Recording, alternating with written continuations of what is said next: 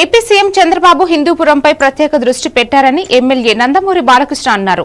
హిందూపురంలో police control room ప్రారంభించిన ఆయన పరిశ్రమల ద్వారా యువతకి ఉద్యోగ అవకాశాలు కల్పించేందుకు సీఎం కృషి చేస్తున్నారని పేర్కొన్నారు.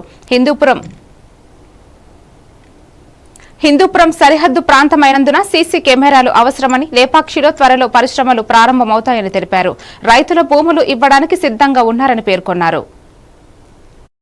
బయట వినాయక నిమజ్జనం టైంలో ముఖ్యంగా ఎందుకంటే అది పారిశ్రామికంగా చాలా అభివృద్ధి చెందింది, ఇంకా చాలా ముందు చెందడానికి చాలా అవకాశం ఉంది. అవకాశం కాదు, జరిగి తిరుగుతుంది. ఎందుకంటే డిస్కషన్స్ అన్ని జరుగుతున్నాయి. సేమ్ గా ప్రత్యేక దృష్టి పెడుతున్నారు హిందూపూర్ మీద. ఎందుకంటే భౌగోళికంగా హిందూపూర్కున్న అడ్వాంటేజ్ బెంగళూరు ఇంటర్నేషనల్ ఎయిర్పోర్ట్ అయితే మాకు మొన్న కేంద్ర మంత్రులు కూడా కలిసి వచ్చాను.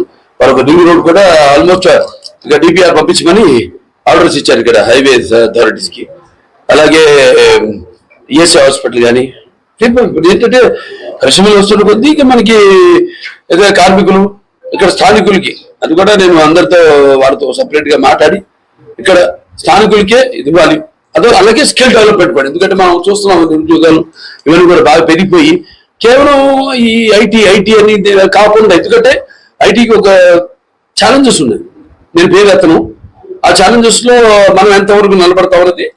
ఎస్, అది పూర్తిగా ఒక అమరావతి డెవలప్ అయ్యి పూర్తిగా నేను చెప్పేది ఏదో రాత్రి జరిగేది కాదు. అది 5 ఏళ్ళు అప్పుడు ఆయన కష్టపడ్డారు. ఆ తర్వాత 5 ఏళ్ళు అంధకారంలో ఉండిపోయింది ఆంధ్ర రాష్ట్రం అంతా.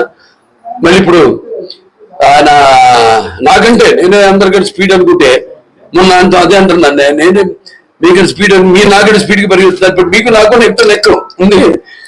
12 గుర్రం తల ముందుకు వచ్చినా అది గెలిచినట్టే. అంత జాగ్రత్తగా ఉండాలి ఇప్పుడు ఆయనతో చంద్రబాబు.